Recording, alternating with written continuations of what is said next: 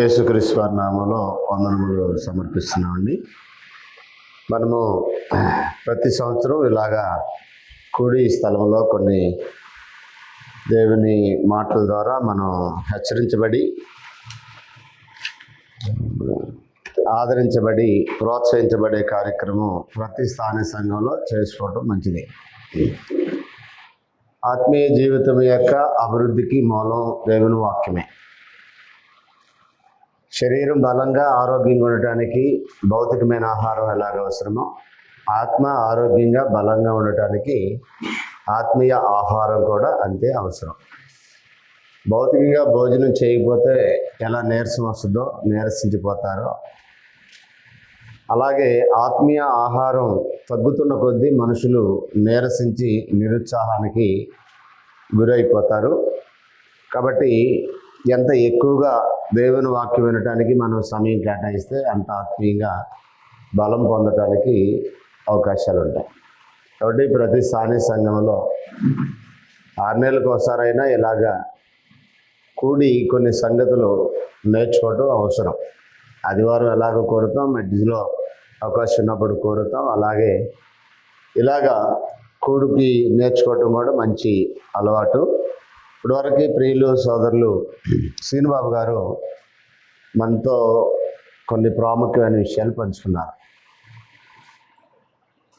ఆత్మీయ జీవితంలో నిర్లక్ష్యము, నీరసము అనేది లేకుండా ఉండాలంటే ఈ జీవితంలోనికి ప్రవేశించిన వారి యొక్క ఔన్నత్యపు లక్షణాలను గుర్తించాలి అనేది శ్రీనుబాబు గారు మాట్లాడినటువంటి ప్రాముఖ్యమైన విషయాలు.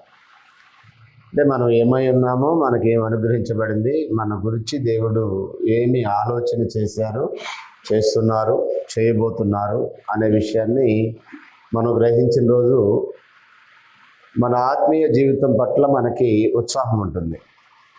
ఆత్మీయ జీవితంలో నీరసం, నిరుత్సాహం అనేది ఏర్పడుతుందంటే మనం ఎవరమో, మనం ఏమై ఉన్నామో, దేవుడు మన పట్ల ఏం కార్యాలు చేశారో, చేస్తున్నాడో, చేయబోతున్నాడో అనే విషయాల మీద సరైన అవగాహన లేకపోవటం.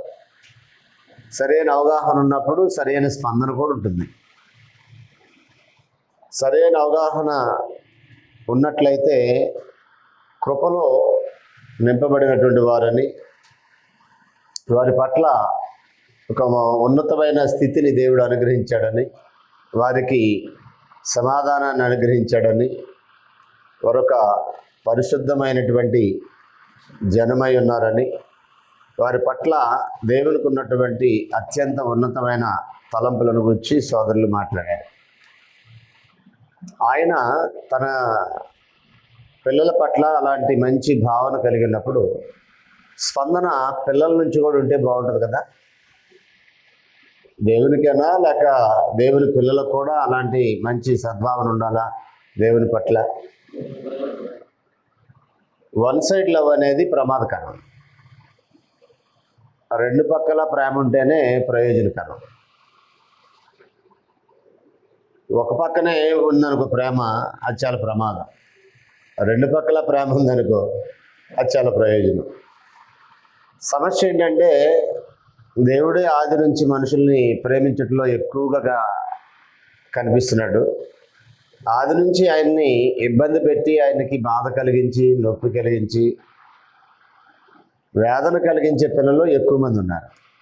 దేవుడైతే ఎప్పుడు కూడా పిల్లల్ని దుఃఖపరిచే కార్యక్రమాలు చేయలే. ఒకవేళ ఏదైనా పనిష్మెంట్ ఇచ్చినా వాళ్ళ మేలు కోరి చేశాడే తప్ప దేవుడు ఆది నుంచి ఇప్పుడు వరకు ఎప్పుడు కూడా నష్టం కలిగించే చర్యలు చేయాలనే వ్యక్తిత్వం కలిగిన వాడు కాదు దేవుడు. అపార్థం చేసుకున్న వాడికి తప్పుగా కనపడవచ్చు ఆయన, కానీ అర్థం చేసుకున్న వారికి ఆయనలో ఉన్నతమైనటువంటి ప్రేమ కనపడుద్ది. ఆయన మనల్ని ప్రేమిస్తున్నాడు అనేది సత్యం. మనకు తెలుసు యోహాను సువార్త 3:16లో దేవుడు లోకం ఎంతో ప్రేమించినని. దాన్ని కొలత వేయలేము. Unlimited love. ఆ ప్రేమకి ఎవరు కూడా ఎంతని చెప్పలేని పరిస్థితి. మనం దేవుని ప్రేమించేదని కాదు, తానే మనల్ని ప్రేమించి తన కుమారుని మన కొరకు బలిగా ఇచ్చినని యోహాను రాసిన మొదటి పత్రిక 4వ అధ్యాయము 8 నుండి 10 వచనాలు చదివినప్పుడు దేవుడు ప్రేమ స్వరూపాన్ని వివరిస్తూ ఆయనే మొదట మనల్ని ప్రేమించాడు అనే విషయాన్ని చెప్తున్నాడు. యేసుప్రభు వారు కూడా యోహాను రాసిన మొదటి పత్రిక 3:16 అంటాడు, ఆయన మనను నిమిత్తం ప్రాణం పెట్టాడు కనుక ఇందువల్ల ప్రేమ ఎట్టుదో. అంటే ప్రేమ ఏ స్థాయిలో ఉందంటే దేవుని ప్రేమ యేసును బలిగా ఇచ్చే స్థాయి. ప్రేమించే తన ఇష్టమైన కుమారుని బలిగా ఇవ్వటం అనేది సాధారణంగా చరిత్రలో ఎవరూ చేయండి, ఒక అబ్రహాం మాత్రమే మనుషుల్లో చేయగలిగాడు. ఆదికాండం 22 అధ్యాయం చదివినప్పుడు అది అబ్రహాం మాత్రమే చేయగలిగాడు. అయితే దేవుడు అద్భుతమైన రూపంలో అక్కడ ఇస్సాకుని తప్పించినట్టుగా మనం ఆదికాండం 22 అధ్యాయంలో చూస్తాం. కానీ దేవుడు యేసుప్రభు వారి మొర వెళ్ళ, తండ్రి నీ చిత్తమైతే గిన్నె నా యొద్ద తొలగించు అన్నప్పుడు మనుషుల మీద ఉన్న ప్రేమ యేసుప్రభు వారిని సిలువకు అప్పగించేసింది. ఎంత ప్రేమించాడంటే యేసుప్రభు మొరను కూడా పక్కన పెట్టేంతగా ప్రేమించాడు మనుషుల్ని. యేసుప్రభు అంటే ప్రేమ లేదంటే చాలా ప్రేమ ఉన్నాయి. కానీ యేసుప్రభు కంటే కూడా ఎవరిని ప్రేమించాడంటే ఒక పాపను విడుదల చేయాలనే ఆలోచనతో మనిషిని ప్రేమించాడు. అందుకని క్రీస్తు యేసునందు ఆయన సంఘంలో ఉన్నవారు సంతోషంగా ఉండాలి, సమాధానంగా ఉండాలి, పరిశుద్ధులుగా ఉండాలి, నీతిమంతులుగా ఉండాలి, ఆత్మసంబంధమైన ఆశీర్వాదాలతో నింపబడాలి, ఎల్లప్పుడూ ప్రభునందు వారు ఆనందిస్తూ ఉండాలనేది తండ్రి యొక్క అభిష్టం, తండ్రి యొక్క కోరిక. ఇప్పుడు మరి ఆ తండ్రికి ఉన్న ప్రేమ పిల్లలు కూడా ఉండాలి కదా. చెప్పే కదా, వన్ సైడ్ లవ్ ఎక్కువైపోతున్నాయి. అంటే తల్లిదండ్రులు చరిత్రలో కూడా మనకి తల్లిదండ్రులు దేశించే పిల్లలు మనకు ఎక్కువ కనపడతారు, కానీ పిల్లలు దేశించే తల్లిదండ్రులు మన పెద్ద కనపడరు సమాజంలో. నిజమేనా సార్? నిజమేనంటారా? మీ వెనకమాలు ఉన్నాయన వినపడతలేదు మీకు నేను చెప్పేది? సర్లే, వినపడకపోయినా పర్లేదు, కాసేపు కూర్చొని ఎదురుగో. నేనేమడుగుతున్నానంటే తల్లిదండ్రుల్ని దూషించి హింసించి ఆఖరికి చంపేటటువంటి పిల్లలు కూడా ఉన్నారేమో, కానీ పిల్లలు ద్వేషించే తల్లిదండ్రులు పెద్ద కనపడరు మనకి. ఎక్కడన్నా ఉంటే ఒకవేళ మానసిక రోగులు లేకపోతే మతోన్మాదమో వాళ్ళని కమ్మి, అంటే మెంటల్గా వాళ్ళు డిజార్డర్ అయిపోతే బిడ్డల పట్ల అలాంటి ఆలోచన చేస్తారు. మన ఈ మధ్య ఒకడు అప్పుల బాధలు ఎక్కువై పిల్లలు చంపేసాడంట. అడొక మానసిక రోగి. అప్పులు చేయడం ఎందుకు, వాళ్ళు పోషించడానికి మళ్ళీ ఇబ్బందులు పట్టడం ఎందుకు, బిడ్డలు చంపడం ఎందుకు? ఆ మధ్య ఒకడు కూతుర్లు ఇద్దరు చంపితే క్షుద్ర పూజల ద్వారా మళ్ళీ బతికించవచ్చు అనుకొని తిరుపతి ఏరియాలో కనుకూతులు చంపేసి ఇంట్లో పెట్టాడు. ఆఖరికి ఆడి వల్ల ఎక్కడవుతుంది బతికించడం, చంపేసిన తర్వాత ప్రభుత్వానికి కూడా తెలిసి రాష్ట్రంలో అదొక సంచలన వార్త అయిపోయింది. అలాగా మతోన్మాదంతో ఎవడైనా పిచ్చికి అలా చేస్తాడో, కానీ కామన్ సెన్స్ ఉండి మైండ్ సరిగ్గా పనిచేసి మానసిక పరిపక్వత కలిగిన ఏ తల్లిదండ్రులు కూడా పిల్లల పట్ల ద్వేషాన్ని పెంచుకోరు. అంటే వాళ్ళు ఎప్పుడు ప్రేమిస్తూ ఉంటారు. దుర్మార్గులైన పిల్లలను కూడా ప్రేమిస్తారు. ఎందుకు ఈ తల్లిదండ్రులు ఎవరు అంటే చెడ్డవారు అన్నాడు మత్తయి సువార్తలో. ఒకసారి చూడండి, 7వ అధ్యాయమున మీరు చెడ్డవారయ్యుండి, శ్రీనిబాబు గారు చదువుతారు.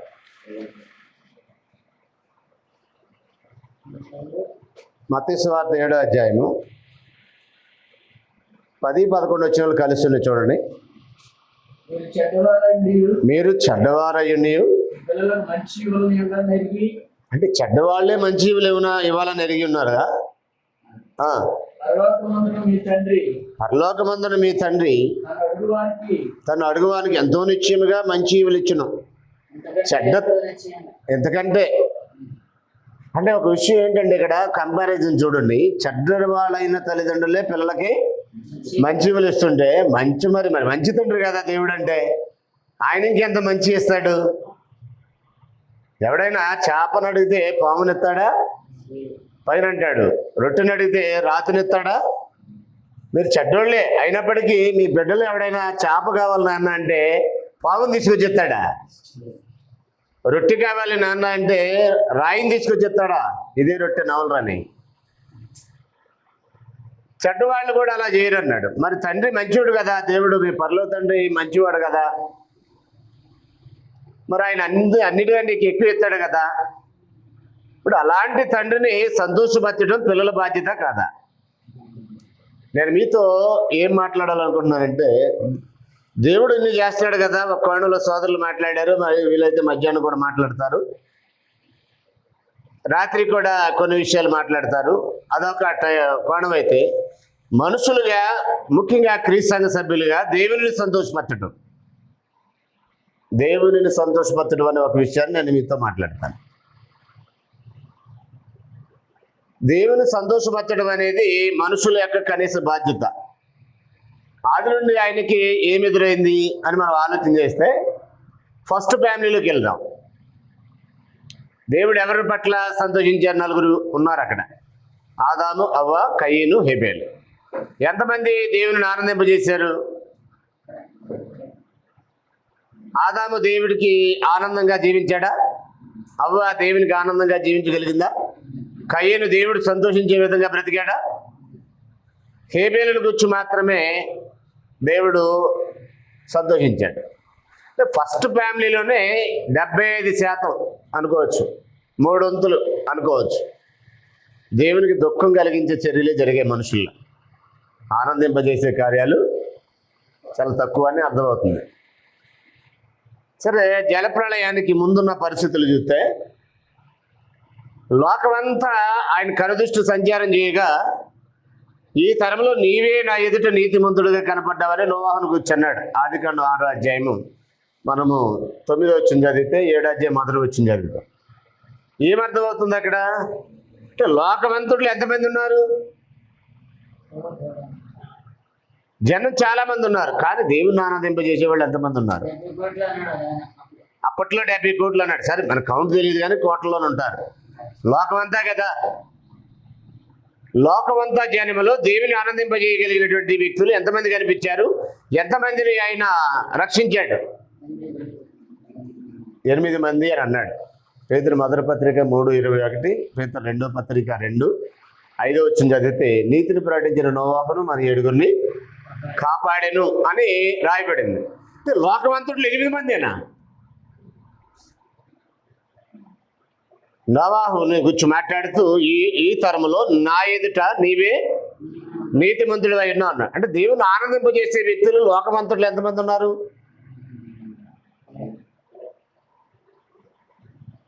ఒకరోజు దేవుని యొక్క కనుదృష్టి జంట నగరాలైన సొదొమ గొమొర్రాల వైపు మళ్ళింది. అది చూసినప్పుడు చాలా బాధ కలిగింది ఆయనకి. వాళ్ళకేం పోయే కాలము, బాలురికి అదే పని అంట, యవనస్తులకి అదే పని, వృద్ధాప్యులు ఉన్నవాడికి అదే పని, ఆఖరికి దేవుని దూతలు వస్తే వాళ్ళతో కూడా అదే పని చేయాలంట. లోతు ఇంటికి దేవదూతలు వస్తే ఇంటికి వచ్చిన వాళ్ళు పంపించి వాళ్ళతో మేము చూడాలి అని దుర్మార్గంగా ఆలోచించినటువంటి దుర్మార్గులు వాళ్ళు. పేతురు మొదటి పత్రిక 2:7 అన్నాడు, దుర్మార్గుల కామ వికారయుక్తమైన నడవడి చేత బహుబాధపడిన నీతిమంతుడకు లోతును తప్పించును అని అన్నాడు అక్కడ. అంటే ఎంత దుర్మార్గమండి అది. చరిత్ర మనకి ఏమి నేర్పిస్తుందంటే, ఆయనకి దుఃఖమే ఎక్కువగా జరిగింది, ఆనందింపజేసే వ్యక్తులు చాలా తక్కువ. ఇజ్రాయెల్ ప్రజలు బానిసత్వంలో 430 సంవత్సరాలు పైబడి బతికినప్పుడు వారి మరల విన్నటువంటి దేవుడు అద్భుతమైన రూపంలో మోషేని కాపాడి మోషే ద్వారా ఇశ్రాయేల్ ప్రజలు బయటకు తీసుకొచ్చాడు. ఐగుప్తు దేశం నుండి కనానీ యాత్ర ప్రారంభించాడు. ఆ కనానీ యాత్రలో కనానీయుల యొక్క పరిస్థితి చూడమని 12 మందిని పంపితే 10 మంది ఆ దేశంలో ఉన్న పరిస్థితులు చూసి భయపడిపోయారు. 2 మాత్రం అంటున్నారు, యెహోషువ, కాలేబు. సంఖ్యాకాండం 13వ అధ్యాయం 8వ వచనం అనుకుంటే అక్కడ అంటాడు 14:8లో, యెహోవా మన యందు ఆనందించినట్లయితే ఆ దేశం మనకు స్వాధీనం చేసుకుంటాం అని ధైర్యంగా చెప్పారు యెహోషువ, కాలేబు. అంటే మిగిలిన 10 మంది ఏం చెప్పారు? దేవుడు అసలు ఆ దేశం నుండి బయటకు తీసుకొచ్చి మళ్ళా మీరు వెనక్కి వెళ్ళకండ్రా బాబు అని అంటే వీళ్ళు ఏం చేస్తున్నారు తెలుసా? ఆ దేశంలోకి వెళ్ళి వాళ్ళ జాతుల్లో పడి చచ్చే కంటే మనం ఒక నాయకుడిని ఏర్పాటు చేసుకుని మరలా తిరిగి ఐగుప్తు దేశానికి వెళ్దాం అంటున్నారు. ఎవరు చెప్పిన మాట విన్నారు? 10 మంది చెప్పిన మాట విన్నారు. ఇద్దరు అంటున్నారు, దేవుడు మన యందు ఆనందించినట్లయితే ఆ దేశం ఖచ్చితంగా మనకి స్వాధీనం అవుద్ది అన్నాడు. అంటే దేవుని ఆనందింపజేయటం అనే ఒక కార్యక్రమం ఎరిగిన మనుషులు యెహోషువ కాలేబు. అంటే దేవుని ఆనందింపజేయాల్సిన అవసరం ఉందా? మనుషులు ఆయన్ని సంతోషపరచాల్సినటువంటి అవసరం ఉందా? ఆ రోజు ఆ 12 మందిలో ఇద్దరికీ అర్థమైంది దేవుడు మన యందు ఆనందిస్తే ఆ దేశం మనకి స్వాధీనం అవుద్దని.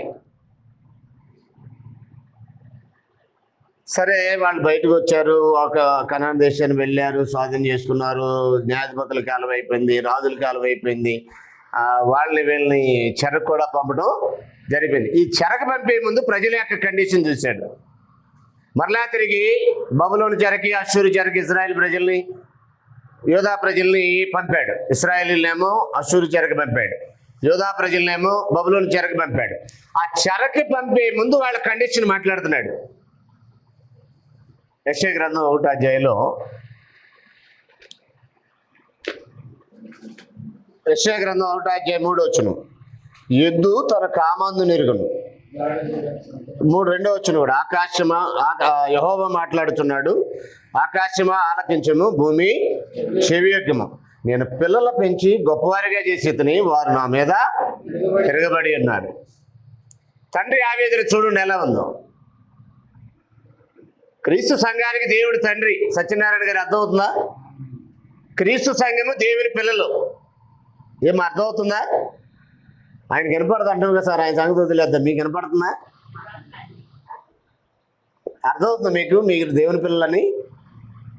దేవుడు మీ పిల్లల పట్ల తండ్రిగా ఆయన ఏం చేశాడు చెప్పాడు ఆయన శ్రీనిబాబు గారు. నేనేం చెప్తానంటే, పిల్లలుగా మనం ఏం చేయాలి? ఆయనకి బాధపరుస్తున్నావా, దుఃఖపరుస్తున్నావా, లేక సంతోషపడుతున్నావా? ఆయనైతే మనల్ని ఆనందింపజేయడానికి, సమాధానపరచడానికి, సంతోషపరచడానికి కావలసినటువంటి ఆత్మ సంబంధమైనటువంటి ఈవులన్నీ కూడా సమృద్ధిగా క్రీస్తు యేసునందు ఆయన సంఘంలో చేస్తున్నాడని సోదరులు చెప్పాడు కదా. ఇప్పుడు మనం ఏం చేస్తున్నాం? నీ జీవితం దేవుని ఆనందింపజేసే విధంగా ఉందా? యెహోషువ చెప్పినట్టు చెప్పగలుగుతున్నారా? కాలేబు చెప్పినట్టు చెప్పగలుగుతున్నారా? నన్ను బట్టి నా దేవుడు ఆనందించే విధంగా ఉన్నాడా లేడా? ఇప్పుడు ఈయన అంటున్నాడు 2వ వచనంలో, ఆకాశమా ఆలకించము. నిబంధన చేసినప్పుడు సాక్షులు అవే, భూమి ఆకాశాలు సాక్ష్యంగా పెట్టాడు.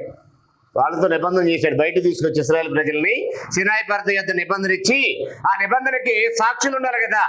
ఓ డాక్యుమెంట్ రాసినప్పుడు లీగల్ డాక్యుమెంట్కి విట్నెస్ ఉండాలి, అప్పుడే అది చెల్లుబాట్లు ఉంటుంది. అర్థమవుతుందా? ఇజ్రాయెల్కి దేవుడికి మధ్య జరిగిన డాక్యుమెంట్ ఏంటంటే, లీగల్ డాక్యుమెంట్ ఏంటంటే ధర్మశాస్త్రం, పాత నిబంధన. ఆ నిబంధనకి సాక్షులు ఎవరంటే భూమి, ఆకాశం. ఇప్పుడు నిబంధనలో ఒక పార్టీ దేవుడు తండ్రి బాగున్నాడు, నిబంధనలు ఎక్కడ తొలగిపోవాలైనా. నిబంధన చేసిన రోజు ఇశ్రాయేల్ ప్రజలు అన్నారు, యెహోవా మాతో చెప్పినవన్నీ చేస్తామన్నారు. మీరు నిర్గమాకాండ 24వ అధ్యాయం 7-8 వచనాలు చదివితే దేవుడు మాతో ఏం చెప్పాడు? అవన్నీ చేస్తామని అన్నారు ఓ పార్టీ. ఎవరా పార్టీ? ఇశ్రాయేలు జనాంగం. ఎవరితో జరిగింది వారికి నిబంధన? సృష్టికర్త దేవునితో జరిగింది. నిబంధనలో పార్టీ విశ్వాసఘాతుకులయ్యారు ఇశ్రాయేలీలు, కానీ దేవుడు మాత్రం నమ్మదగిన వాడుగానే ఉన్నాడు. ఆయన ఎప్పుడు కూడా నమ్మదగిన వాడుగా ప్రవర్తించాల, ఎప్పుడు నమ్మదగిన వాడిగానే జీవించాడు ఆయన. అయితే ఈ పార్టీ ఎలా తయారైపోయిందంటే, తండ్రిని దుఃఖపరిచే తనయులుగా తయారైపోయారు. ఏమంటున్నాడు అక్కడ 2వ వచనం, ఆకాశమా ఆలకించుము, భూమి చెవియొగ్గుము. నేను పిల్లలు పెంచి గొప్పవారిగా చేసేదని వారు నా మీద. పిల్లలు తిరగబడితే తండ్రి పరిస్థితి ఏంటి చెప్పండి? ఆ పరిస్థితి ఎలా ఉంటుందో యేసుబాబు గారికి తెలియదు. ఎందుకంటే తన పిల్లలు ఎప్పుడు తిరగబడాలి. ఇప్పటి వరకే తిరగబడ్డారు ఎప్పుడైనా? మీకు తెలియదు ఆ బాధ. కానీ దేవుడికి ఆ బాధ ఎన్నిసార్లు చరిత్రలో. సత్యనారాయణ గారికి అనుభవం ఉందంట, తిరగబడితే పిల్లలు ఎలా ఉంటుంది అనుభవం.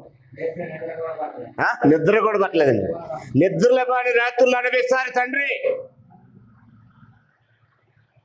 కనీ పెంచిన పిల్లలు చేతికి రాకపోగా, కని పెంచిన పిల్లలే తిరుగుబాటు చేస్తే ఆ బాధ ఎంత ఉంటుందో అనుభవించిన వాడికి అర్థమవుతుంది. ఆ బాధ చరిత్రలో ఎవ్వడికి లేని అనుభవం దేవుడికి ఉంది. నీ జీవితం దేవుడిని దుఃఖపరుస్తుందా, ఆనందింపజేస్తుందా? పర్సనల్గా చెక్ చేసుకోవాలి. సత్యనారాయణ గారికి ప్రశ్న, పిల్లల బాధ ఎలా ఉంటుంది నాకు తెలుసు, నిద్ర పట్టిన రాత్రులు ఉన్నాయి అన్నాడు. అలాగే నిన్ను బట్టి నీ దేవుడు బాధ కలిగిన రోజులు ఏమైనా ఉన్నాయా అవి ఒకసారి జ్ఞాపకం చేసుకోవాలి. గతం వదిలే కనీసం ఇప్పుడైనా దేవుణ్ణి బాధపరిచే విషయాలు ఏమైనా చేస్తున్నాను నేనని సత్యనారాయణ గారు ఆలోచించాలి. ఆ బాధ నీకు తెలియదు. బుద్ధిమంతులైన పిల్లలు ఉన్నారు ఇద్దరు. కాబట్టి నేను ఎరిగినంతలో చెప్తున్నా, అసలు విషయం నీకు తెలియాలి. నువ్వు చెప్తే ఇంకా బాగుంటుంది స్ట్రాంగ్గా. ఆ బాధ సమయలుకి తెలుసు, ఆ బాధ ఏలికి తెలుసు. చరిత్రలో ఏలి సమయలని ఆఖరి న్యాయాధిపతులు ఉన్నారు ఇద్దరు, 14వ న్యాయాధిపతి 15వ న్యాయాధిపతి. వాళ్ళిద్దరికి పిల్లల నుంచి తిరుగుబాటు ఎదురైంది. ప్రజలు చెడ్డన్నారు, నీ పిల్లలు నీ ప్రవర్తన వంటి ప్రవర్తన గలవారు కానివారు అంటున్నారు. దేవుడు అంటున్నాడు నువ్వు నాకంటే ఎక్కువగా నీ పిల్లలను ప్రేమించావని. తర్వాత మనం చూస్తాం ఆ విషయాలు. చరిత్రలో కొంతమందికి ఆ విషయం ప్రాక్టికల్గా అర్థమైంది. దావీదు కూడా తెలుసా ఆ బాధ ఏంటో. కన్న కొడుకే తండ్రిని చంపాలనుకున్నాడు. దావీదుకి ఎంత బాధ చూడండి అసలు. ఆ బిడ్డకి ఏదైనా అయిందా అని ఇతరవి ఏడుతున్నాడు. ఎవడి కోసం అయితే ఏడ్పులు పెట్టాడో, కన్నీరు గార్చాడో ఆ కొడుకే ఆ తండ్రిని చంపాలనుకున్నాడు. చరిత్రలో అంతకంటే మనుషుల్లో ఎదుర్కొని చూడండి ఒకసారి. అబ్షాలోమా నా కుమారుడా, అబ్షాలోము ఎలా ఉన్నాడు, నా కుమారుడికి ఏదైనా అయిందా అని బాధను వ్యక్తం చేసి అడిగాడు. కానీ అదే అబ్షాలోము తండ్రిని కడదేర్చాలని చూశాడు. చరిత్రది. ఇవి చిన్న చిన్నవి, కానీ దేవుడికి ఎదురైన బాధ భూమి మీద నరులను చేసినందుకు సంతాపమునందును వారి హృదయం యొక్క తలంపంత ఎల్లప్పుడూ కేవలం చెడ్డదని యెహోవా చూసి తన హృదయంలో నొచ్చుకొనునని అన్నాడు. సంతాపమునందునని అన్నాడు. ఆదికాండం 6వ అధ్యాయము 5-6 వచనాలు చదివితే అందుకే ఎంత సంతాపం ఉందాడంటే తన పోలుకు చొప్పున తన స్వరూపమందు తాను సృజించిన నరులను జలప్రళయం ద్వారా చంపేయడానికి తీర్మానం చేసుకున్నందుకు కోపం. ఏమంటే ఆయన కంటే సహనం కలిగినోడు ఇంకెవడైనా ఉంటాడా? దేవుని కంటే సహనం కలిగినోడు ఎవరైనా ఉంటాడు చెప్పండి. అసలు ఆయన స్వరూపంలో పుట్టించి పెంచి పెద్ద చేసి అంత చేసిన ఆ పిల్లల్ని జలప్రాణిలో నాశనం చేశాడంటే, చంపేశాడంటే ఎంత కోపం తెప్పించుడని, ఎంత బాధ కలిగింది. నా జీవితాన్ని గురించి ఒకసారి ఆలోచించేయాలి. దేవుడికి కూడా బాధ కలిగింది, కోపం వచ్చింది ఒకసారి చేసే పనులు. అందుకని ఇక్కడ ఏమన్నాడు 3వ వచనం, ఎద్దు తన కామందు నెరుగును, గాడిద తన సొంత వాని దొడ్డి నెరుగును.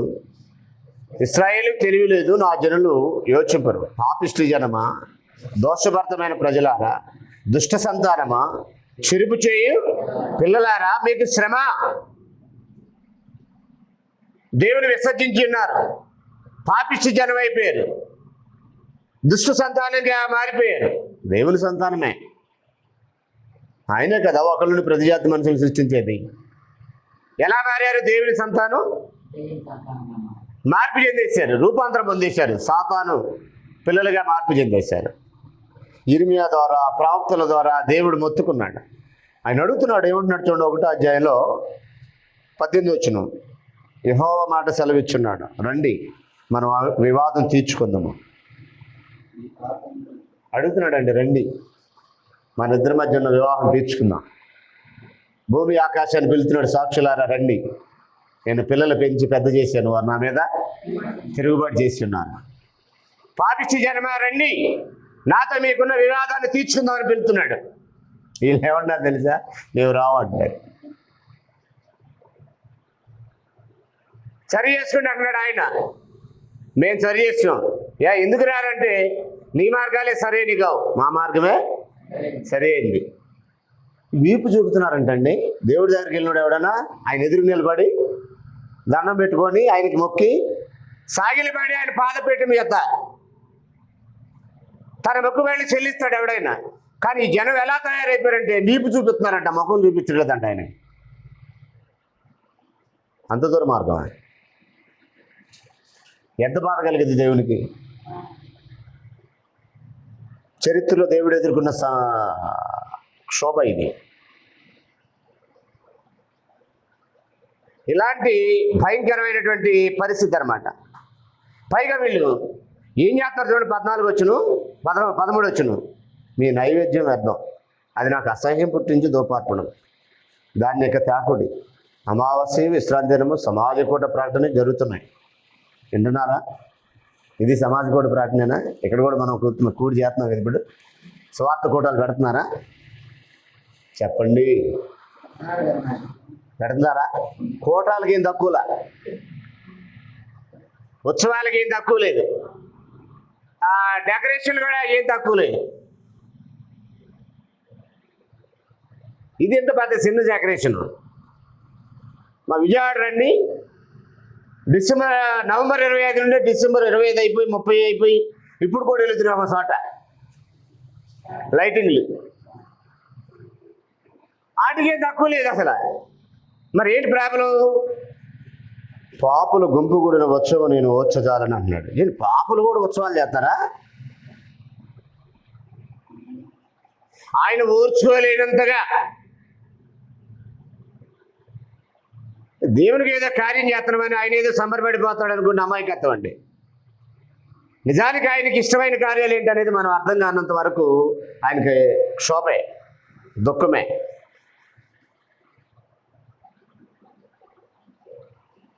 ఇర్మియా గ్రంథంలో ఒక మాట చదువుదాం చూడండి. ఇర్మియా గ్రంథంలోకి వచ్చేయండి. ఇర్మియా గ్రంథము 2వ అధ్యాయంలో 26-27. దొరికిన విధంగా సిగ్గుపడినట్లు ఇశ్రాయేలు కుటుంబం వారు సిగ్గుపడుదురు. నీవు మా తండ్రివి అని మ్రానుతోనూ, నీవే మమ్మల్ని పుట్టించదువని రాతితోనూ చెప్పుచు వారును వారి రాజులను, వారి అధిపతులను, వారి యాజకులను, వారి ప్రవక్తలను అవమానం నందురు. అంటే సామాన్య ప్రజలే కాదండి, రాజులు, యాజకులు, అధిపతులు, ప్రవక్తలు కూడా. కనీసం ఆ కేటగిరీలో ఏదో ఒక కేటగిరీ అయినా కనీసం దేవుడికి సంతోషింపజేసే విధంగా ఉన్నారంటే లేదంట. ఏమన్నాడు కింద చదువు ఇంకా? వారు నా తట్టు ముఖము తిప్పుకొనక వీపునే త్రిప్పుకొని ఉన్నారు. మురాను దగ్గరికి వెళ్ళి నీవే మా తండ్రి అంటున్నారంట. మొద్దు దగ్గరికి వెళ్ళి నీవే మమ్మల్ని, రాయి దగ్గరికి వెళ్ళి నీవే మమ్మల్ని పుట్టించావంటున్నారండి. ఎంత బాధ కలిగింది చెప్పండి. ఏమండి, మనం కనిపించిన పిల్లలు ఎవడో దగ్గరికి వెళ్ళి నువ్వే మా తండ్రి అంటే ఈ తండ్రికి ఎంత బాధ.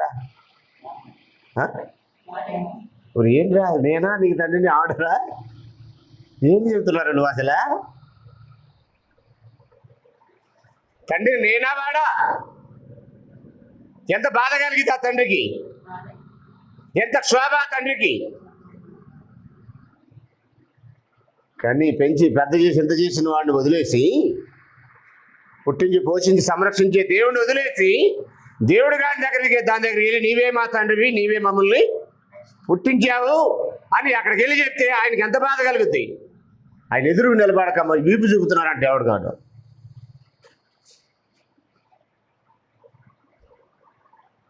మూడో అధ్యాయం 10 వచ్చిన అంటాడు, ఎంతగా జరిగినను విశ్వాసఘాతుకురాలు ఆమె సహోదరిని యోధ పైవాశమునికే కానీ తన పూర్ణ హృదయంతో నా యొద్దకి తిరగట్లేదని యెహోవా సెలవిచ్చుచున్నాడు. పైవేషానికి వస్తున్నారంట. ప్రవక్తల ద్వారా ఆయన క్షోభ ఏంటనేది చెప్పాడండి. పెందలగాడిలే చెప్పించాడంట తన పనివారి చేత. అయినా వినకపోగా తిరుగుబాటు చేశారు. 5వ అధ్యాయం మొదటి వచ్చిన చూడండి. యెరూషలేము వీధుల్లో అటు ఇటు తిరిగి పరిగెత్తి తెలుసుకునుడి. దాని రాజవీధుల్లో విచారణ చేయండి. న్యాయం జరిగించుచు నమ్మకంగా యత్నించుచున్న ఒకడు మీకు కనబడిన యెడల నేను దానిని క్షమించుదును అన్నాడు. దేన్ని? యెరూషలేముని. ఎప్పుడు? నెబుకద్నెజరు ఇంకా పట్టణంపై దండెత్తక ముందు అడుగుతున్నాడు దేవుడు. ఏమని? న్యాయంగా బ్రతకడానికి బ్రతికేవాడు కాదంట. అట్లీస్ట్ ట్రై చేసేవాడు ఒక్కడున్నా ఆ పట్టణాన్ని కాపాడుతానన్నాడు. చరిత్ర ఏం చెప్తుందంటే దేవునికి దుఃఖం కలిగించే పరిస్థితులే చరిత్ర మొత్తం జరిగాయి. నేను అది వదిలేస్తున్నాను. ఆయన ఆనందింపజేసే కుమారుడు ఒకడు పుట్టాడు. ఇదిగో ఈయన యందు నేను ఆనందించున్నాను, ఈయన మాట మీరు వినుడి అని మత్తయి 17:5 అన్నాడు. అందుకే ఇప్పుడు దేవునికి ఆనందింపజేసే కుమారుడు ఎవరంటే ప్రభు అయిన యేసు. ఆయన మాట విన్నవారు కూడా దేవుని ఆనందింపజేస్తారు. నువ్వు నిజంగా యేసు మాట విన్నట్లయితే నిన్ను బట్టి కూడా దేవుడు ఆనందిస్తాడు. నిన్ను బట్టి దేవుడు ఆనందించాలని ఎదురు చూస్తున్నాడు. ఎందుకని అన్నాడు ఆయన మాట? ఆయన బట్టి ఆనందించాలనే, మనలో బట్టి కూడా ఆనందించాలనే. ఈయన బట్టి నేను ఆనందిస్తున్నాను, ఆయన మాట మీరు వినండి ఎందుకన్నాడు? ఆయన మాట వింటే మీ జీవితాలు కూడా నాకు సంతోషకరంగా ఉంటాయనేది అక్కడ ఆయన చెప్పిన మాట. కాబట్టి జాగ్రత్తగా ఆలోచన చేస్తే చరిత్ర ఏం చెప్తుందంటే ఆయనకు దుఃఖం మిగిలిచ్చింది. యేసు జీవితం ఏం నేర్పిందంటే ఆయన ఆనందింపజేసింది. యేసునందు విశ్వాసం ఉంచి ఆయన యందు ఆయన సంఘంలో ఉన్నవారు ఇప్పుడు దేవుని ఆనందింపజేసే విధంగానే ఉన్నారా? లేదా క్రీస్తు సంఘం అని ఊరికనే చెప్పుకొని తిరుగుతున్నావా? నా జీవితం నిజంగా దేవుని ఆనందింపజేసే విధంగా ఉందా? మనం క్రీస్తు యందు ఉన్నట్లయితే ఖచ్చితంగా ఆయన్ని ఆనందింపజేసే విధంగానే బ్రతకాలి. ఒక 2-3 విషయాలు చెప్పి ముగిస్తాను నేను. ఎందుకు దేవుణ్ణి ఆనందింపజేయాలి అసలు? ఇప్పటివరకు ఏంటంటే నేను పరిచయంలో కొన్ని విషయాలు మాట్లాడి చరిత్ర ఏం తెలియజేస్తుంది మనకంటే దేవుణ్ణి దుఃఖపరిచిన సంఘటనలే చాలా ఎక్కువగా కనిపించాయి. ఇప్పుడు క్రీస్తునందు క్రీస్తు సంఘము ఏం చేయాలనంటే దేవుని ఆనందింపజేసే కార్యాలు చేయాలి. క్రీస్తు సంఘం యొక్క బాధ్యత. క్రీస్తు ఎలాగైతే దేవుని ఆనందింపజేశాడో క్రీస్తు సంఘము కూడా దేవుని ఆనందింపజేయాలి. ఎందుకు అసలు ఆయన్ని ఆనందింపజేయాలి మనము అని మనం ఆలోచన చేసినట్లయితే 3 ప్రత్యేకమైన కారణాలు. చాలా చెప్పొచ్చు, 3 ప్రత్యేకంగా. 1 పుట్టించింది ఆయనే, 2 పోషించింది ఆయనే, పోషిస్తున్నది ఆయనే, 3వది సంరక్షించేది కూడా ఆయనే. ఏ కరోనాకు ఏ గుండె జబ్బుకు పోకోకుండా ఇంకా బతుకున్నామంటే ఆయన సంరక్షణ ద్వారానే. మన పోషకుడు ఆయనే, మన సృష్టికర్త ఆయనే, మన సంరక్షకుడు కూడా ఆయనే. ఒకసారి ఆదికాండం 2వ అధ్యాయంలో 7వ వచనం మనకి ఏం నేర్పిస్తుందంటే దేవుడు మొదటి మనిషిని ఎలా నిర్మించాడో మనకు నేర్పిస్తుంది. దేవుడైన యెహోవా ఆదికాండం 2:7లో నరుని నిర్మించిన విధానాన్ని గురించి మాట్లాడుతున్నాడు. నేలమట్టితో నరుని నిర్మించి వారి నాసికారంధ్రంలో జీవ అయినదిగా నరుడు జీవాత్మ. తర్వాత 18 నుంచి 24 వరకు చదివితే స్త్రీని నిర్మాణం చేశాడు ఆ పురుషుల్లో నుండి. అలాగే మొదటి జంతువును భూమి మీద నిర్మించాడు. ఇది మనకి బాగా తెలిసినటువంటి దృష్టాంతమే. ఆదికాండం 2వ అధ్యాయంలో మొదటి మానవుడైన ఆదాముని, ఆయన సాటి అయిన సహాయమైన అవ్వని దేవుడు ఎలా నిర్మించాడో మనకు కనపడుతుంది. ఆ తర్వాత 139వ కీర్తన 13వ వచనం అంటుంది, నా తల్లి గర్భమందు నన్ను నిర్మించిన వాడవు నీవే, నీవు నన్ను కలగజేసిన విధము చూడగా భయమును ఆశ్చర్యం నాకు కలుగుతున్నది, అందును బట్టి నేను నీకు కృతజ్ఞతాస్తుతులు చెల్లిస్తున్నాను. దేవుని ఎడల కృతజ్ఞత కలిగి ఉన్నవాడు దేవుని ఆనందింపచేస్తాడు. కృతజ్ఞతాహీనులు ఎప్పుడూ కూడా వారికి మేలు చేసిన వారికి దుఃఖం కలగజేస్తారు. జనరల్గా భూమి మీద మనుషులు ఒక లిఫ్ట్ ఇస్తేనే ఇక్కడ నుంచి మెయిన్ రోడ్డుకి మోటార్ సైకిల్ మీద ఎక్కించుకొని దింపితేనే దింపిన వెంటనే అనే మాట ఏంటి? థ్యాంక్స్ అండి అంటారు. కృతజ్ఞత. మేలు చేసిన వాడికి కీడు చేసే మనుషులు కూడా ఉన్నారు. చిన్న ఇంటి వాసాలు లెక్క పెట్టేవారు అని అనేవాళ్ళు. ఎందుకు నాకు అర్థమయ్యేది కాదు చిన్నప్పుడు. వాడా అమ్మో చిన్న ఇంటి వాసాలు లెక్క పెట్టేవాడు, వాడిని అస్సలు నమ్మకూడదు అనేవాళ్ళు పెద్దోళ్ళు చాలామంది. నాకు అప్పుడు అర్థమయ్యేది కాదు. చిన్న వయసులో అలాంటి మాటలు వింటుంటే అర్థమయ్యేది కాదు. ఏరు దాటాక తెప్ప తగలేసే రకం వాడు. ఏ తెప్ప అయితే వాడిని ఏరు దాటించిందో ఆ తెప్పనే తగిలేసేవాడు అనేవాళ్ళు. ఏంటో నాకు అర్థమయ్యేది కదా అప్పుడు. పరిస్థానంలో ఆ డైలాగులు చిన్న పెద్దోళ్ళు అంటుంటే అర్థమయ్యేది కాదు. అవసరం తీరిన తర్వాత అల్లుడు, నేను ఆ మాట అనలేను, అది కూడా ఒకటి అనేవాళ్ళు, అవసరం తీరిన తర్వాత అల్లుడు అని ఏదో ఒక డైలాగ్ వాడేవాళ్ళు, ఒక బూతు మాట. నా నోటికి రావట్లేదు, అది వదిలేస్తున్నాను, మీకు అర్థమై ఉంటుంది. ఎందుకు అనేవాళ్ళు అర్థమయ్యేది కాదు. ఏరు దాటేదాకా ఏరు మల్లన్న, ఏరు దాటిన తర్వాత బోడి మల్లన్న అనేవారు, అది కూడా అర్థమయ్యేది కాదు అప్పట్లో నాకు. కాలక్రమంలో అర్థమైంది. అలాంటి కృతజ్ఞతాహీనులు, విశ్వాసఘాతకులు చరిత్రలో దేవుని ఎడల ప్రవర్తించిన వారు చాలామంది ఉన్నారు. వారికి సహాయం చేసిన మనుషుల ఎడలు కూడా కృతజ్ఞత లేకుండా విశ్వాసఘాతకులుగా తయారయ్యే మనుషులు కూడా ఉన్నారు. ఆ మనుషుల్లో సువార్థికులు కూడా ఉన్నారు. విశ్వాసఘాతకులైన సువార్థికులు ఉన్నారన్న నేను. వారికి వాక్యం నేర్పించి, పని చేయటం నేర్పించి, పని చూపించి, పని లేకపోతే పని చూపించి, పని చేసుకోమని చెప్పినటువంటి వాళ్ళకు కూడా ద్రోహం తలపెట్టాలనుకునేటటువంటి దౌర్భాగ్యకరమైన జీవితం జీవించిన మనుషులు ఉన్నారు. నా చిన్నతనంలో అర్థమయ్యేది కాదు. ప్రాక్టికల్గా నాకు కూడా ఈ మధ్య కొన్ని ఎదురయ్యేది. కొన్ని ప్రాక్టికల్గా ఎదురయ్యేది కానీ అర్థం కావండి. పిల్లలు ప్రాక్టికల్గా తిరుగుబాటు చేస్తే ఎంత బాధో అది ప్రాక్టికల్గా ఎదుర్కొన్న తండ్రికే అర్థమవుద్ది. యేసుబాబు గారికి అర్థం కాదు కాబట్టి సులువుగా ఏదైనా అనగలడు. కానీ ప్రాక్టికల్గా అది ఎంత పెయినో అది ఎక్స్పీరియన్స్ ఉన్న వాడిని అడిగితే చెప్తాడు ఎంత బాధ అని. ఇప్పుడు దేవుని కూడా అలాంటి ఎక్స్పీరియన్స్ లోకంలో లోకం పుట్టిన మొదలుకొని మొదటి మానవుడైన ఆదాము దగ్గర నుంచి ఆయన దుఃఖపరిచే మనుషులే చాలా ఎక్కువగా ఉన్నారు. పుట్టించింది ఆయనే కనుక ఆయన ఎడల మన కృతజ్ఞత భావన కలిగి ఆయన సంతోషపరచాల్సిన బాధ్యత మన మీద ఉంది.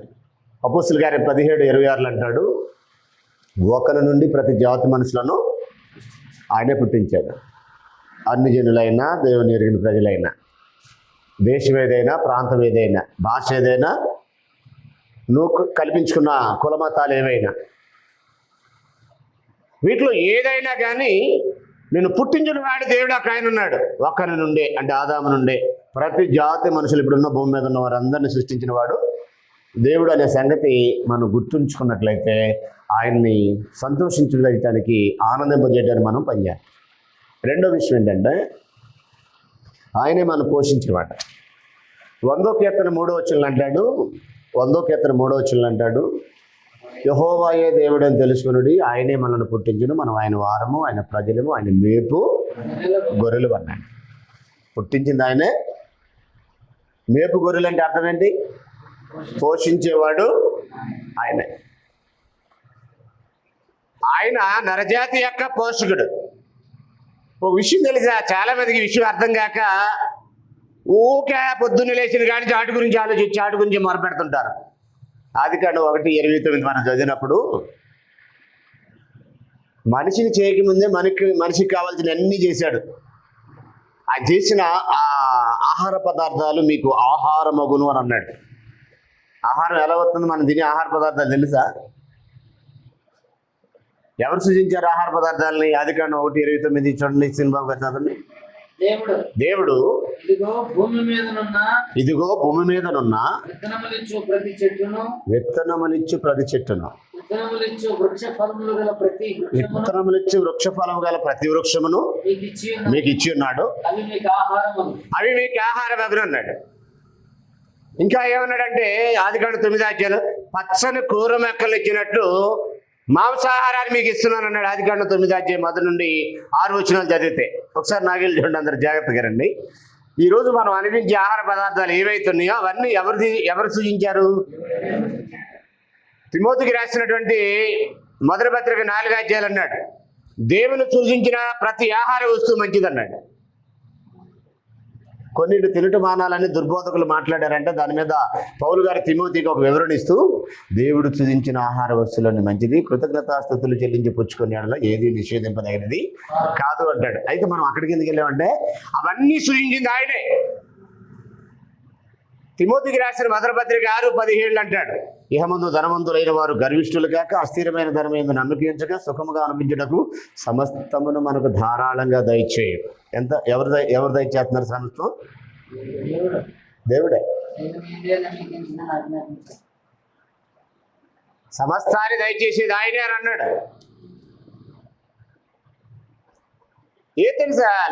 లుస్త్రా అనే ప్రాంతానికి వెళ్ళాడు. అక్కడికి వెళ్ళి ఏమంటాడంటే 14 అధ్యాయం అపోస్తుల కార్యం 17 వచనం. అపోస్తుల కార్యములు 14 అధ్యాయం 17 వచనంలో ఏమన్నాడంటే, అయినను ఆయన ఆకాశమును వర్షమును ఫలవంతమైన ఋతువులను మీకు దయచేయచ్చు, ఆహారం అనుగ్రహించుచుండును, ఉల్లాసంతో మీ హృదయాలు నింపుతున్నాడు. అంటే ఈ ఆహారం అనుగ్రహించి మేలు చేయటి చేత తను గురించి సాక్ష్యం లేకుండా చేయలేదనని లుస్త్రాలో ఉన్న అన్యజనులతో మాట్లాడుతున్నాడు. అంటే అన్యజనులు కూడా ఎవరుతున్నారు? అంటే దేవుడు నమ్మిన వాళ్ళకైనా నమ్మిన వాళ్ళకి కూడా.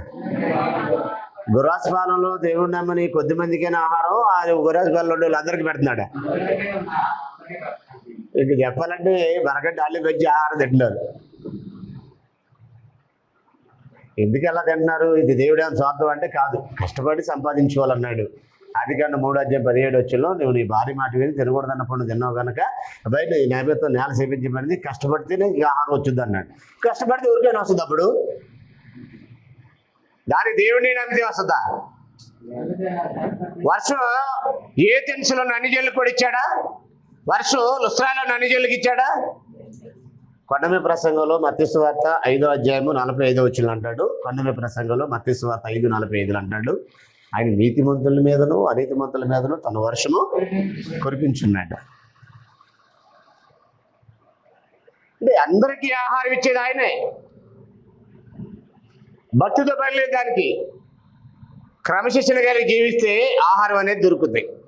స్వామిని వాడి ఆశపడి కానీ వానికి ఏమీ దొరకదన్నాడు. నువ్వు బేసిక్గా లేచి పిల్లలు అనుకో, నువ్వు ఎంత ఏడ్చి ప్రార్థన చేసినా నీకు ఆహారం దొరకదు.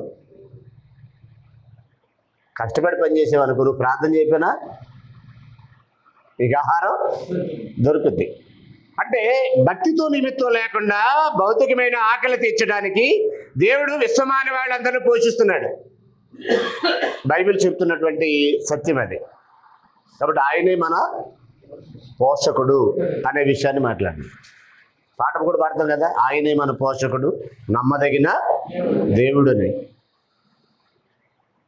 నాటి ఇశ్రాయేలుకి కాదు, నేటి క్రైస్తవులకే కాదు, నాడున్న అన్యజనులకైనా నేడున్న అన్యజనులకైనా, దేవుని ఎరిగిన వారైనా దేవుని ఎరగిన వారైనా, నువ్వు ఏ దేశవాసివైనా ఏ ప్రాంతవాసివైనా, నీ భాష ఏదైనా, నువ్వు పెట్టుకున్న కులం ఏదైనా, నువ్వు ఏర్పాటు చేస్తున్న మతం ఏదైనా, నీ పోషకుడు ఒక ఆయన ఉన్నాడు. ఆయనే సృష్టికర్త అయిన దేవుడు. అందును బట్టి ఆయన ఆనందింపజేసే విధంగా నీ జీవితం ఉండాలి.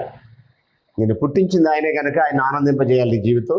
నిన్ను పోషించేవాడు ఆయనే కనుక ఆయన ఆనందింపజేసే విధంగా నీ జీవితం ఉండాలి. లాస్ట్ ఒక విషయం చూసి మనం ముగించేద్దాం. లాస్ట్ విషయం ఏంటంటే, మనలను సంరక్షించేవాడు ఆయనే. ఎన్నో ప్రకృతి విపత్తులు మనం ఎదుర్కొంటాం. కరువు కాటకాలు మనం ఎదుర్కొంటాం. కరువు అయినా, ఖడ్గమైన, హింస అయినా, ఉపద్రవమైన, వస్త్రహీనత అయినా అనే పదాలు వాడతాడు. రోమపత్రిక 8వ అధ్యాయము 34 నుండి ఆఖరి వరకు మీరు చదివినట్లయితే, దేవుడు మన పక్షాన ఉండగా మనకు విరోధి ఎవడు? కరువా? దానివల్ల కాదు. ఖడ్గమా? దానివల్ల కాదు. హింస? దానివల్ల కాదు. ఉపద్రవమా? దానివల్ల కాదు. వస్త్రహీనత? దానివల్ల కాదు. ఇవేవి క్రీస్తు ప్రేమ నుండి నన్ను, దేవుని ప్రేమ నుండి నన్ను వేరు చేయలేమని అన్నాడు. అంటే అవన్నీ వచ్చినా కానీ నిక్షేపంగా ఇప్పటికి ఇలాగ ఉండగలిగారంటే దానికి కారణం సంరక్షకుడైన దేవుడు. ఇర్మియా గ్రంథంలో 5వ అధ్యాయంలో ఒక మాట చదువుతాం చూడండి, 20 నుంచి 22 వచనాలు. ఇర్మియా గ్రంథము 5వ అధ్యాయము 20 నుండి 22 వచనాలు చూడండి.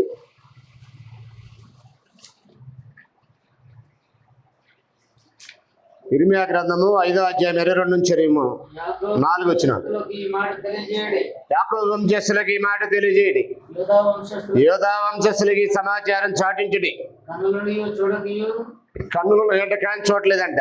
ఇప్పుడు అక్కడ వెనకమాల సోదరుడు ఉన్నాడు, ఆయన చూడలేదంటే అది వేరే విషయం. తలుపు పక్కన ఉన్నాడు. పక్కన ఉన్నటువంటి సత్యనారాయణ గారి కళ్ళు బాగానే కనపడుతున్నాయి, ఆయన కూడా చూడలేకపోతే.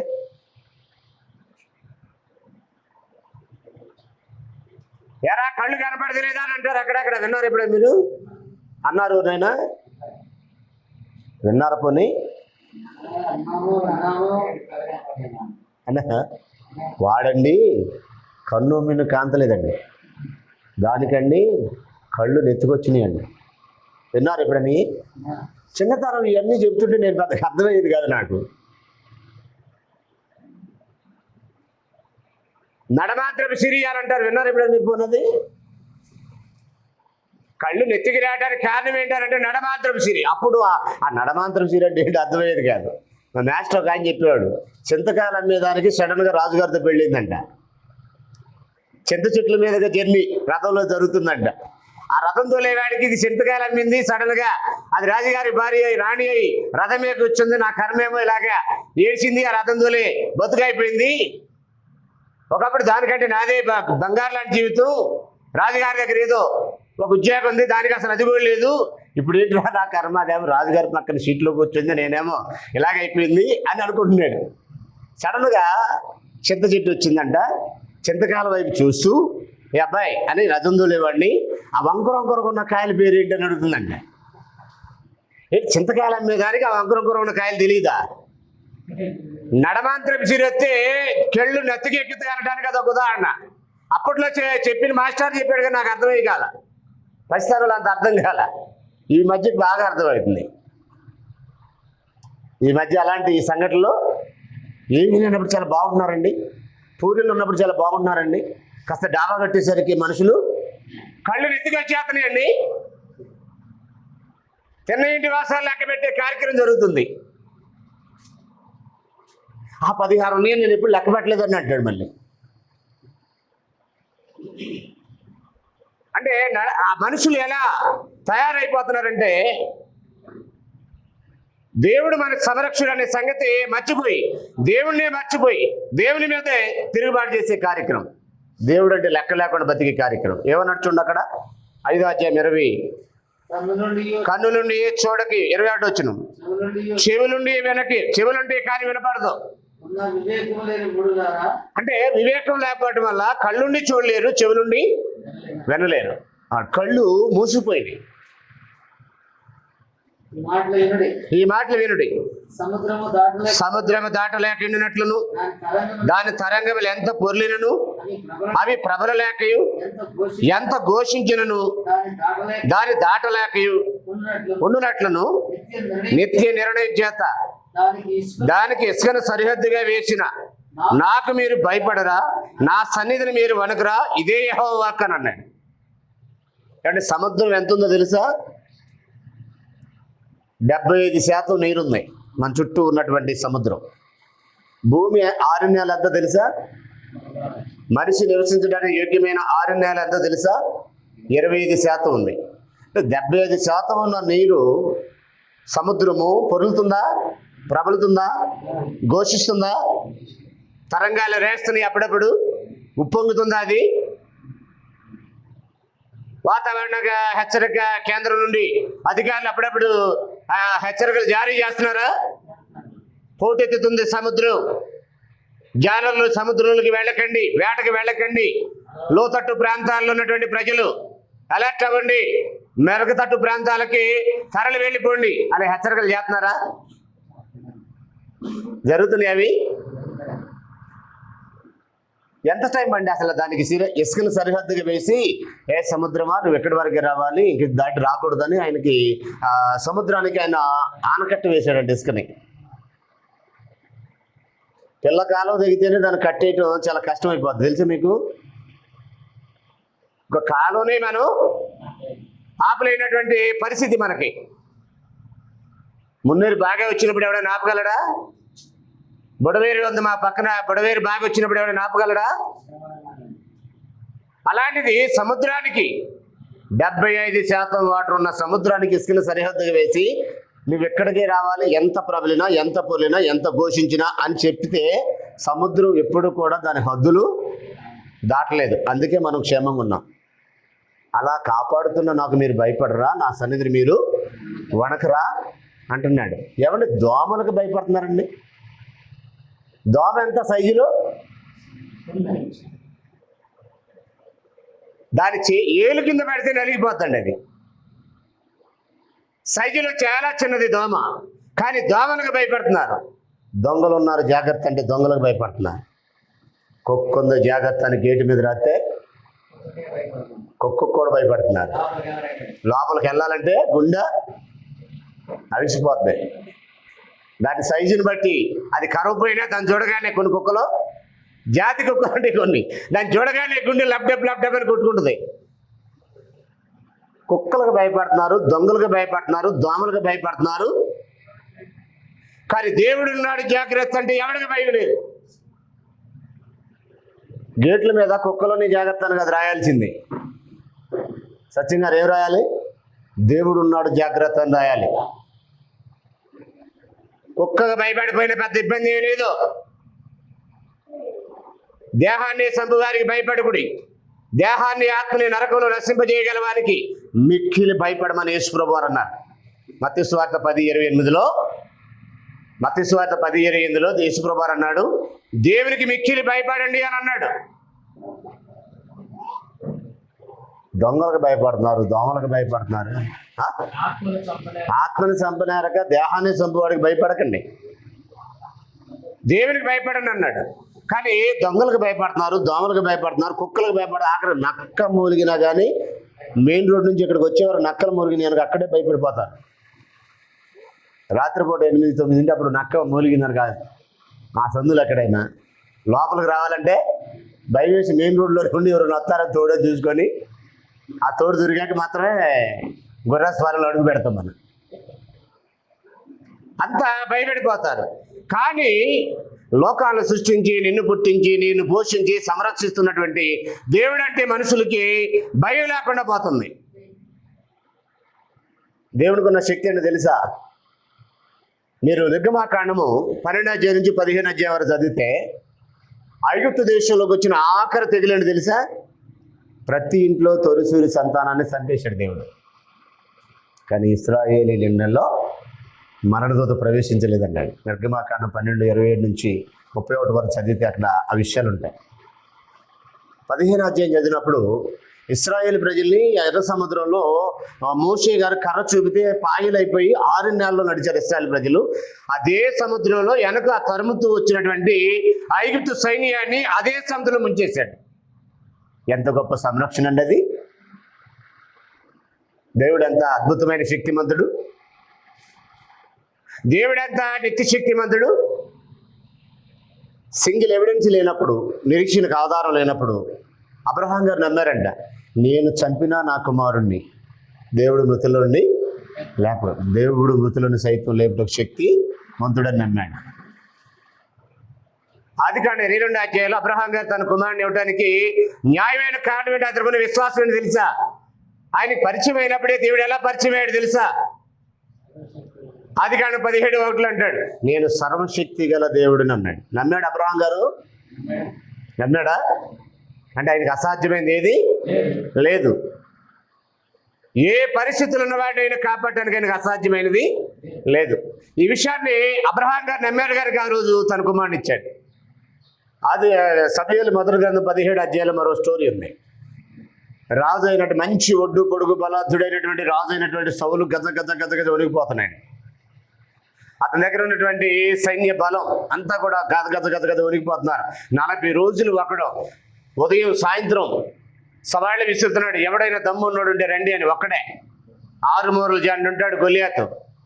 మీలో ఎవడైనా ఉంటే రండి అని పిలిచి సర్దారు అయినటువంటి గొలియాతు వచ్చి సవాళ్ళు విసురుతున్నాడు. ఒక్కడు అడుగులు ముందుకి ఇట్లా. ఇశ్రాయేలు సైన్యంలో భయం అలుముకుంది. రాజైన సౌలు హృదయంలో కూడా భయం వచ్చేసింది. కానీ గొర్రెలు కాసే ఒక బాలుడు అన్నలను పరామర్శించడానికి వెళ్ళాడు. అతని పేరు దావీదు.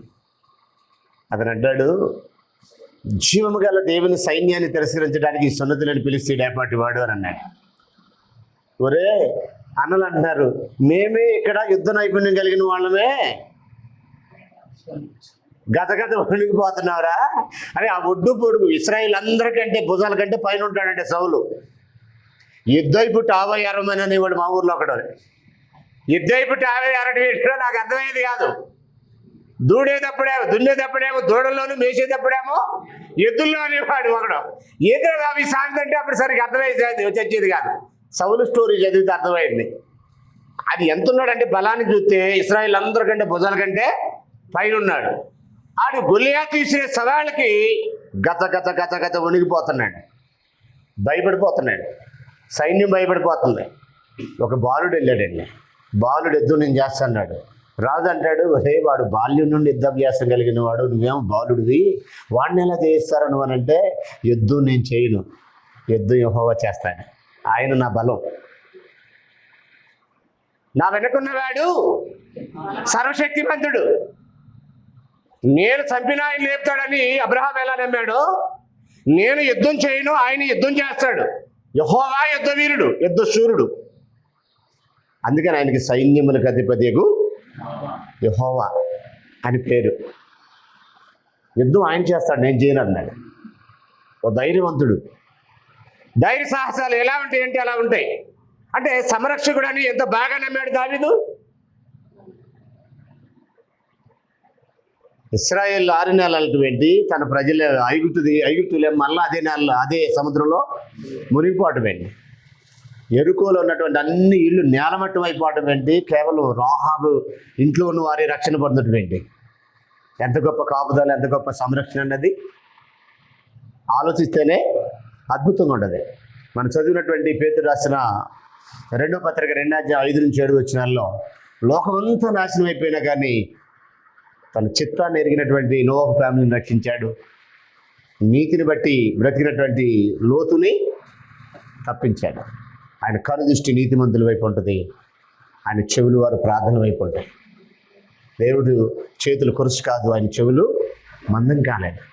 రక్షింపని ఆరోపినట్లు యెహోవా హస్తం కొరుసు కాలేదు, వినని ఆరోపినట్లు ఆయన చెవులు మందంగా లేవు అన్నాడు యెషయా గ్రంథం 59వ అధ్యాయం. కానీ ఎందుకు వారిని అలాగ అప్పగించేశాడనంటే, అన్యులకి మరలా తిరిగి ఇశ్రాయేలీనేమో అష్షూరుకి, యూదాల వారినేమో బబులోనికి ఎందుకు అప్పగించాడంటే, వారి దోషములు పాపములు ఆయనకి వారికి అడ్డంగా ఉన్నాయి. పేతురు మొదటి పత్రిక 3వ అధ్యాయం 12 చదివితే, దేవుని కనుదృష్టి నీతిమంతుల వైపు ఉంటుంది, ఆయన చెవులు వారి ప్రార్థనల వైపు ఉంటాయనన్నాడు. కాబట్టి జాగ్రత్తగా ఆలోచన చేయండి. ఎందుకు మనం ఆయన్ని ఆనందింపజేయాలంటే, నెంబర్ 1 ఆయనే మనల్ని పుట్టించాడు, నెంబర్ 2 ఆయనే మనల్ని పోషిస్తున్నాడు, నెంబర్ 3 ఆయనే మనను సంరక్షిస్తున్నాడు. ఈ కారణాల చేత దేవుని ఆనందింపజేయాలి. ముఖ్యంగా క్రీస్తు యేసునందు తమ్ముడు శ్రీనుబాబు గారు చెప్పినట్టుగా ఆత్మ సంబంధమైన ఆశీర్వాదాలతో మనల్ని నింపాడు కనుక క్రీస్తు సంఘాన్ని, ఈ క్రీస్తు సంఘము దేవుని ఆనందింపచేయాలి. మరలా నాకు అవకాశం ఇచ్చినప్పుడు ఇదే పాఠాన్ని కంటిన్యూ చేస్తూ మరికొన్ని విషయాలు చెప్పడానికి ప్రయత్నం చేస్తా. శ్రద్ధగా ఉన్న మీ అందరికి కూడా వందనములు సమర్పిస్తూ ముగిస్తున్నాను. అందరి ప్రభు.